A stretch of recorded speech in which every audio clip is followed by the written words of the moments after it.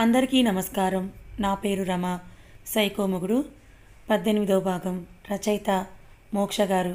అర్జున్ తనని వదిలేశాడేమో అనుకొని కళ్ళు విప్పార్చి చూస్తున్న వినయను చూసి చిన్నగా ఐవింగ్ చేసి, మా ఆవిడ ఇక్కడే ఉంది కదా, నన్ను ఎప్పుడు ఎక్కడికి రమ్మంటావు చెప్పు అన్నాడు. గాబరాగా చూసింది వినయ్ అతన్ని. కళ్ళల్లో జలపాతం నేల రాలడానికి రెడీ అవుతూ ఉంటే అర్జున్ భల్లున నవ్వేశాడు. ఆ టైంలో అతని నవ్వు కూడా వికృతంగానే అనిపించింది వినయ్కి. నేను ప్లేబాయ్నే, కానీ మరీ వావి వరుసలు తెలియని వాడిని కాదు. నువ్వు ఆఫీసులో జాయిన్ అయ్యేటప్పుడు నువ్వు నా చెల్లి లాంటి దానివని మా డాడీ చెప్పిన మాట నాకు గుర్తుంది. మీ అమ్మ గురించి బాధపడద్దు, ఆవిడ బాధ్యత నాది అన్నాడు. ఆ మాటకి ఆనందంతో ఉప్పొంగిపోయిన వినయ సార్ అంటూ అర్జున్ కాళ్ళ మీద పడింది. ఎప్పుడూ ఏదో కోరికతోనే తన దగ్గరికి వచ్చిన అమ్మాయిని చూసిన అర్జున్కి మొదటిసారి ఒక అమ్మాయి తన పాదాల్ని తాకడం కొత్తగా అనిపించి, ఏయ్ ఏంటిది అంటూ తనని లేపి, ఇలాంటి పనులు నాకు కొత్త లే అని అంటూ తనను అప్రయత్నంగా తన తల నిమిరి, మీ అమ్మకి రికవర్ అయ్యేంత వరకు నువ్వు ఆఫీస్కి రావద్దు అని అన్నాడు అర్జున్. మీకు కూడా హెల్త్ బాగాలేదు కదా సార్, మీరొక్కరే మేనేజ్ చేసుకోలేరేమో అని అన్నది వినయ.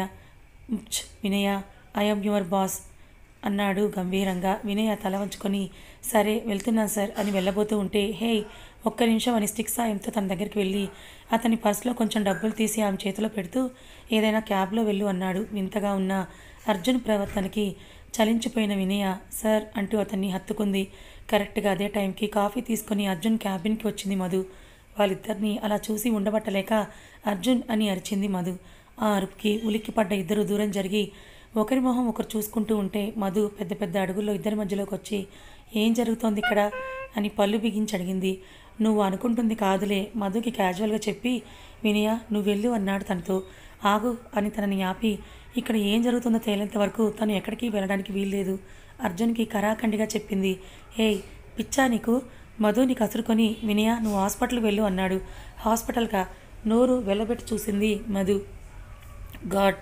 అర్జున్ తల పట్టుకొని, మాటి మాటికి నువ్వు అలా ఆగాల, వెళ్ళు అని తనని పంపిస్తూ, డబ్బులు ఏమైనా అవసరం ఉంటే నాకు ఫోన్ చేయి సరేనా అని చెప్పి తనని పంపించి మధు దగ్గరికి వచ్చాడు అర్జున్. అతను రావడం గమనించి పెడమొహంగా పెట్టింది మధు తన మొహాన్ని. వాళ్ళ మదర్కి హెల్త్ బాగాలేకపోతే హాస్పిటల్లో మాట్లాడి క్యాబ్కి డబ్బులు ఇచ్చి పంపించాను అంటూ వచ్చి తన చైర్లో కూర్చున్నాడు. అబద్ధాలు చెప్పడం ఎందుకు అర్జున్, నీ గురించి బాగా తెలుసు కదా, అంతకుముందు ఆ అమ్మాయితో నీకు ఎఫ్ఐఆర్ ఉండి ఉంటుంది. ఇప్పుడు ఏదో డబ్బు అవసరమై వస్తే నన్ను కాఫీ కోసం పంపించి తనని యూస్. మధు ఆ మాట పూర్తి చేసేలోపే మధు అని అరిచి తన మీదకు చెయ్యెత్తాడు. ఎక్కడ కొడతాడో అని భయంతో కళ్ళు మూసుకున్న మధుని చూసి చెయ్యి దించేసి కొనవేళ్లతో తన మొహం మీద నిమిరి, నీకు ఒకసారి చెప్పాను కదా వినయ అని తనే అన్నాడు. కళ్ళు తెరిచి చూసింది మధు. అర్జున్ తన చుట్టూ చెయ్యి వేసి దగ్గరికి లాక్కొని చైర్లో కూర్చుంటూ ఆమెని తన ఒడిలో కూర్చోబెట్టుకొని, నీకు చెప్పాను కదా తనే వినయ అని, నువ్వు అన్నట్టే తనకి డబ్బులు అవసరమైతే నా దగ్గర తన శీలం తాకట్టు పెట్టడానికే వచ్చింది, కానీ నేనేమన్నానో తెలుసా అని మధు బుగ్గలు పట్టుకొని తన వైపుకు తిప్పుకొని, నేను నీ అన్నయ్య లాంటి వాడిని అని చెప్పి వాళ్ళ అమ్మ ట్రీట్మెంట్కి హెల్ప్ చేశాను అని అన్నాడు అర్జున్. అంతకుముందు గోపాల్ గారు వినయ గురించి అర్జున్తో మాట్లాడడం గుర్తుకు వచ్చి తను రియలైజ్ అయ్యి చిన్నగా సారీ అని అంది. చేతులు కాలిన తర్వాత ఆకులు పట్టుకోవడం మీ ఫ్యామిలీలో అలవాటే కదా అన్నాడు అర్జున్. ఉష్ అర్జున్, ప్రతిదానికి మధ్యలో మా అన్నయ్యని లాగుతావు. విసుక్కున్న మధు బుగ్గలపై చిన్నగా పెదాలు ఆనించాడు అర్జున్. ఇబ్బందిగా తనని దూరం పెడుతున్న మధు చేతులు రెండు పట్టుకొని టేబుల్ మీదున్న ఫైల్ ఒకటి ఓపెన్ చేయించాడు. ఏంటిది అడిగింది మధు. టెండర్ ఫైల్, దీనికి ఇప్పుడు నువ్వు కొటేషన్ రెడీ చేయాలి. నేనా? నువ్వే. మీ అన్నయ్య కూడా ఈ ప్రాజెక్ట్ టెండర్ వేస్తున్నాడు. ఇప్పటి వరకు నా చేతిలో వాడిని ఓడించి బోర్ కొట్టేసింది. ఈ ఒక్కసారి నీతో వాడిని ఓడించి నేను గెలవాలని అన్నాడు. అది విన్న మధు ఒక్కసారిగా బేలగా అయిపోయింది. ఏయ్ ఏంటి బాధపడుతున్నావా? నాకు యాక్సిడెంట్ చేసినందుకు శిక్ష ఇది అని రాక్షసంగా నవ్వాడు అర్జున్. నా వల్ల కాదర్జున్ గింజుకుంది మధు. చేయాలి, తప్పదు. చాలా స్ట్రిక్ట్గా కూడా చెప్పాడు అర్జున్. ఒకవేళ నువ్వే ఓడిపోతే అంది మధు. నీ పిచ్చి తెలివితేటలు ఉపయోగించి టెండర్ మీ అన్నయ్యకి వచ్చేలా కోట్ చేశావో ఆ తర్వాత జరిగే కాన్వికేషన్స్ నేను అస్సలు ఊహించలేవు. కోపంగా మధు చేతిని గట్టిగా ప్రెస్ చేస్తూ అన్నాడు అర్జున్. ఒక్క నిమిషం క్రితం వరకు వినయకి హెల్ప్ చేశాడు అని తన మనసులో ఒక మంచి అభిప్రాయం వస్తుండగానే అర్జున్ ఇలా బీస్ట్లా మారిపోవడం మధుకి ముందు ఆశ్చర్యం, ఆ తర్వాత అతని మెంటల్ స్టేట్ తలుచుకొని భయం కలిగించాయి మధుకి. అర్జున్ మధు బుగ్గపై పెదాలు అద్ది దేవుణ్ణి తలుచుకొని, నా మొగుడికి ఈ ప్రాజెక్ట్ రావాలి అని గట్టిగా కోరుకొని పని మొదలుపెట్టన్నాడు. గుండెల్లో ఉప్పొంగుతున్న బాధని దిగమింకొని అర్జున్ ఒడిలో నుంచి లేచింది. మీ అన్నయ్య దగ్గరికి వెళ్ళిపోతావా ఏంటి వేలాకాలంగా అన్నాడు అర్జున్. లేదని తల అడ్డంగా ఊపి అతని ఎదురుగా చైర్ లాక్కొని అర్జున్ పక్కనే కూర్చుంది. మార్క్ బుక్ ఓపెన్ చేసి పాస్వర్డ్ అంది. మధు ఐ లవ్ యూ స్పెల్లింగ్తో సహా చెప్పాడు అర్జున్. గట్టిగా నిట్టూర్చి ఆ ప్రాజెక్ట్కి సంబంధించిన ఫైల్ ఓపెన్ చేసింది మధు. సార్ మిమ్మల్ని కలవడానికి మేనేజర్ గారు వచ్చారు అని రిషి పిఏ చెప్పిన దానికి తలెత్తి చూసి ఆయన్ని లోపలికి పంపించు అని విష్ణు చక్రంలా తిప్పుతున్న పెన్ పక్కన పెట్టి వచ్చే మనిషి కోసమే ఎదురుచూశాడు. వాళ్ళ నాన్న హయం నుంచి పనిచేస్తున్న ఆయనంటే గౌరవం ఉన్న రిషి ఆయన రావడంతోనే లేచి నిల్చొని గుడ్ మార్నింగ్ అంకుల్ అని విష్ చేసి ఏం తీసుకుంటారు అని అన్నాడు. నీ మర్యాదలు తీసుకోవడానికి కాదు కానీ రిషి నీకు ఏమైంది అన్నాడు ఆయన. నాకేమైంది ఐఎమ్ ఫైన్ అన్నాడు రిషి. అది కాదు ఆ ప్రాజెక్ట్ కొటేషన్ నీ కొడుక్కిచ్చి కోట్ చేయమన్నావా ఏంటి? అసలు ఆ ప్రాజెక్ట్ మనకు రావాలనే అంత అమౌంట్ కోట్ చేశావు. రిషి దగ్గర ఆయనకున్న చనువుతో అతన్ని నిలదీశారు ఆయన. రిషి ఆయన అడిగిన దానికి తనుముకోకుండా రాకూడదని అన్నాడు రిషి. ఏంటి అర్థం కాక అయోమయంగా చూస్తూ అడిగారు ఆయన.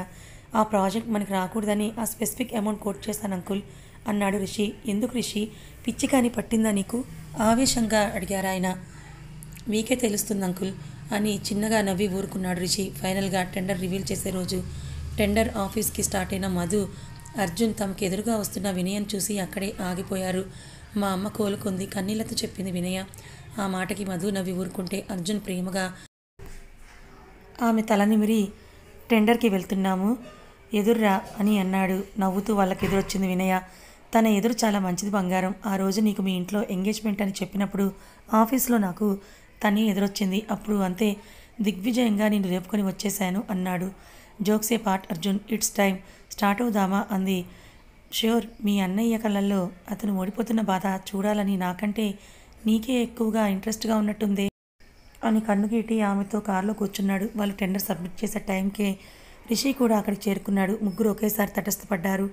అర్జున్ చేతిలో స్టిక్ అతన్ని నడిపించుకొని వస్తున్న మధుని చూసి దానికి అంతటికీ కారణం తనే అన్న గిల్ట్తో అతను వాళ్ళని తప్పించుకొని వెళ్ళిపోతే హాస్పిటల్లో నోటికొచ్చిన మాటలు మాట్లాడి అతని మానసికంగా కృంగదీశాను అన్న బాధ మధు మనసులో తొలిచేస్తూ ఉంటే అతన్ని ఫేస్ చేయలేక తలదించుకొని లోపలికి వచ్చేసింది మధు.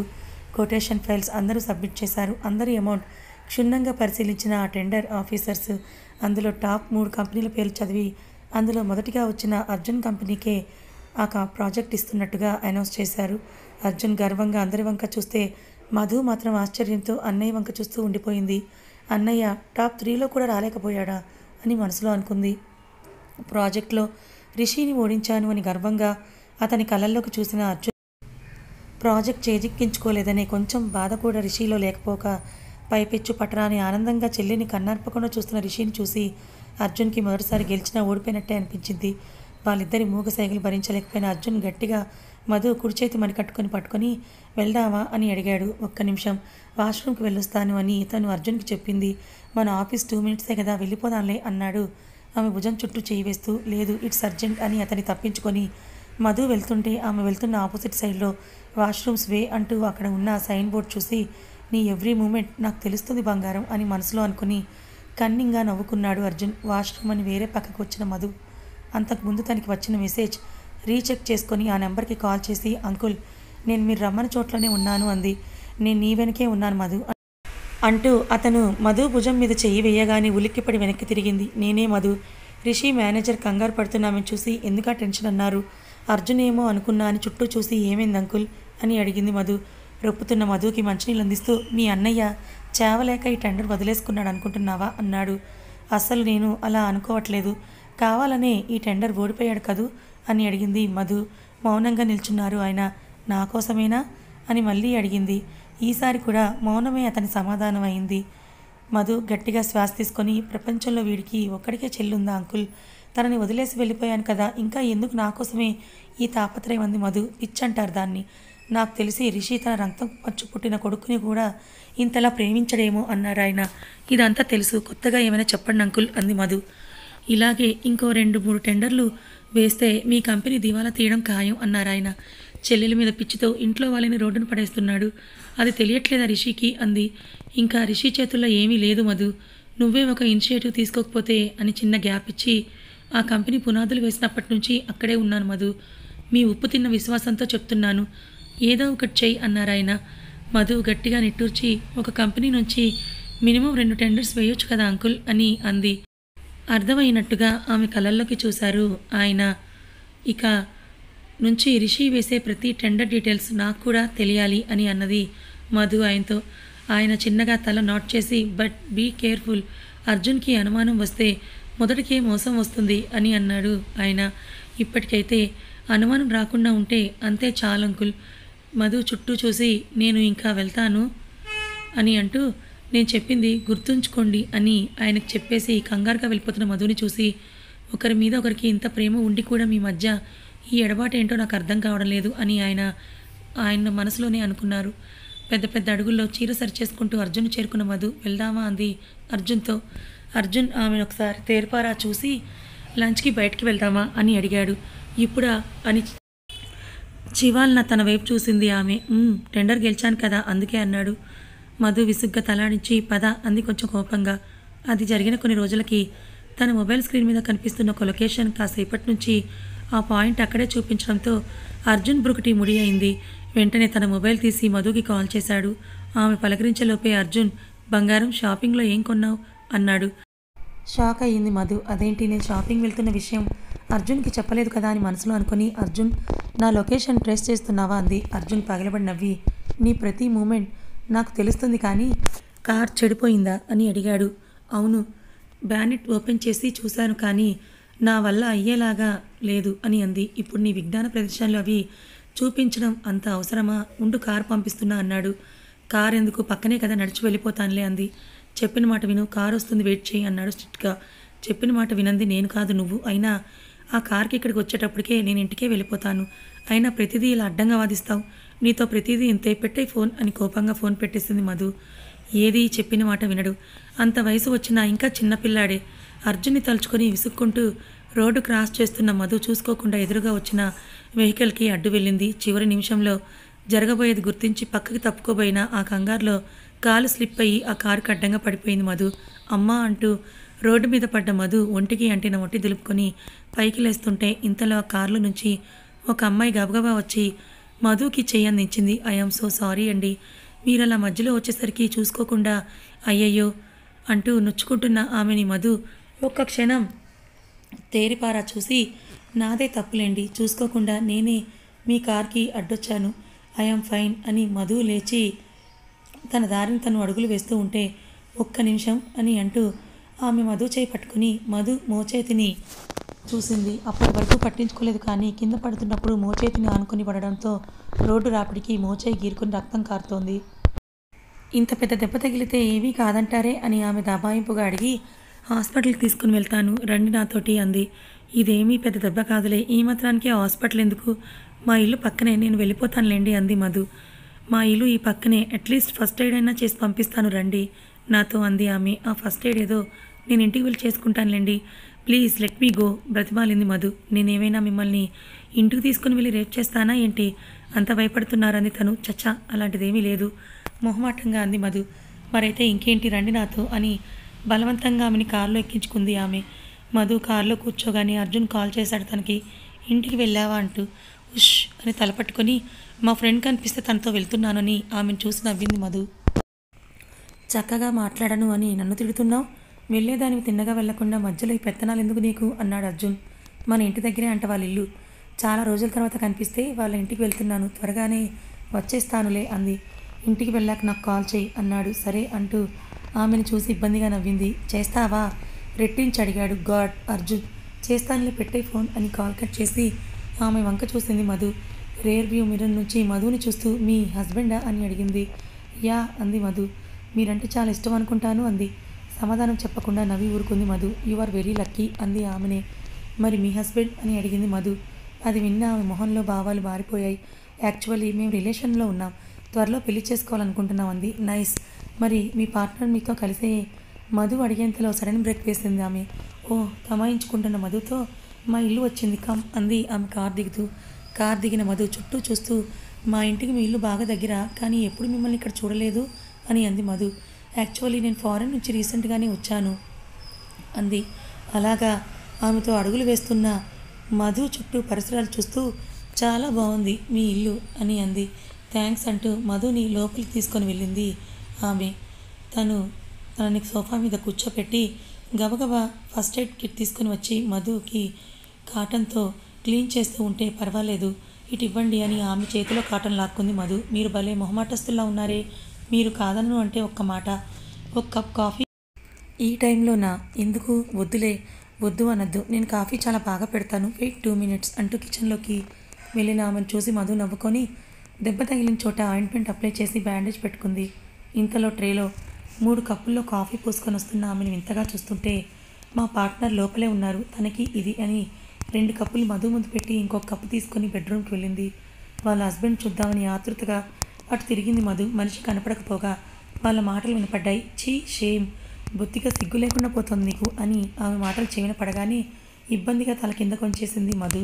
ఏయ్, నీకు అసలు టైం సెన్స్ లేదు, బయట గెస్ట్ వెయిట్ చేస్తుంటే ఏంటి పిచ్చి పనులు అని సిగ్గుపడుతూ బయటకు వచ్చింది తను. మధుని చూడగానే ఆ సిగ్గు ఇంకాస్త ఎక్కువగా అయ్యి తలంచుకొని కూర్చున్న తనను చూసి తన అనీజీనెస్ని పోగొట్టడానికి మీ కాఫీ బాగుంది అని కాంప్లిమెంట్ ఇచ్చింది మధు. థ్యాంక్స్, కానీ ఇప్పుడు మీరు ఇంటికి వెళ్ళి మీ ఫ్రెండ్ పేరు ఏంటని అడిగితే ఏం చెప్తారు అంది. ఆమె మాటకి అర్థమయ్యి మధు నవ్వి మీ పేరేంటి అని అడిగింది అక్షిత. ఆ అమ్మాయి చెప్పిన సమాధానానికి ఏదో ఆలోచనలో పడి మీ పేరేంటి అని అడిగిన తన ప్రశ్నకి సమాధానం చెప్పేంతలో మధు అన్న పిలుపు ఆ బెడ్రూమ్ నుంచి వినిపించింది. తలెత్తి చూసింది మధు. ఎదురుగా అర్జున్. తను అంతవరకు ఏదైతే జరగకూడదు అనుకుందో అదే ఇప్పుడు తన కళ్ళ ముందు కనిపిస్తోంది. మధు కాళ్ళ కింద భూమి చీలిపోయినట్టుగా అనిపించింది. మధున అక్షిత మధుని మరోసారి చూసేంతలో మధు తన హ్యాండ్ బ్యాగ్ తీసుకుని బయటకు వచ్చేస్తుంటే తన బ్యాగ్ పెట్టిన చోట ఉన్న అర్జున్ అక్షితల ఫోటో కింద పడి పగిలిపోయింది. ఆమె వెళ్తున్న తీరు బట్టే తన స్థితి ఏంటో అర్థం చేసుకున్న అర్జున్ చేతిలో కప్ని అక్కడే వదిలేసి బయటకు వచ్చాడు. అర్జున్ అంటూ పిలిచిన అక్షిత మాట వినిపించుకోకుండా వెళ్తున్న అర్జున్ని కింద పడి పగిలిన వాళ్ళిద్దరూ జతగా తీయించుకున్న ఫోటోని చూసి విరక్తిగా నవ్వుతుంది అక్షిత. నడుచుకుంటూ వెళ్తున్న మధుని అర్జున్ కారులో అనుసరిస్తూ ఆమె వెనుకే వచ్చి ఆమెకి అడ్డంగా కారు ఆపి డోర్ తీసి మధు కారు ఎక్కువ అన్నాడు. కోపంగా కార్ డోర్ని విసిరి కొట్టి నడుస్తుంటే అర్జున్కి విసుగు వచ్చి కార్ దిగి ఆమె వెనుకే వెళ్ళి తన చెయ్యి పట్టుకున్నాడు. Arjun don't dare to touch అని అతని చేతిని విసిరి కొట్టి నడుచుకుంటూ 4 అడుగు దూరంలో ఉన్న వాళ్ళ ఇంటిని చేరుకుంది మధు. కథ ఇంకా ఉంది. ఇదేంటిది, ఇప్పుడే కదా వినయ్ అని ఆ దృష్టితో చూడలేదు, అర్జున్ మారాడని మనం అనుకుంటూ ఉన్నాం. మధుని పెళ్లి చేసుకున్నాక తనని ప్రేమిస్తూ ఇంకే అమ్మాయి దగ్గరికి వెళ్ళలేదని అనుకుంటూ ఉండగా మళ్ళీ ఇంతలోనే అక్షిత్ దగ్గరికి వచ్చాడు. నిజంగా అక్షితతో మళ్ళీ తను రిలేషన్ని కొనసాగిస్తున్నాడా ఏంటి? మరి ఇప్పుడు మధు ఏం చేయబోతోంది? అర్జున్ని వదిలేసి తను శాశ్వతంగా వాళ్ళ అన్న దగ్గరికి వెళ్ళిపోతుందా? మరి మధు తీసుకోబోయే నెక్స్ట్ స్టెప్ ఏంటి? అర్జున్ అసలు అక్షిత దగ్గరికి ఎందుకు వెళ్ళాడు? నిజంగానే తనతో రిలేషన్ని మెయింటైన్ చేస్తున్నాడా? మరి మధుని ఇప్పుడు అర్జున్ ఎలా నచ్చ చెప్పాలని చూస్తాడు? తెలుసుకోవాలనుకుంటే ఛానల్ని ఫాలో అవ్వండి. కథ నచ్చితే లైక్ చేయండి, మరికొంతమందికి షేర్ చేయండి. ఇలాంటి మరిన్ని మంచి కథల కోసం మన ఛానల్ని సబ్స్క్రైబ్ చేసుకోండి. Thank you so much for watching.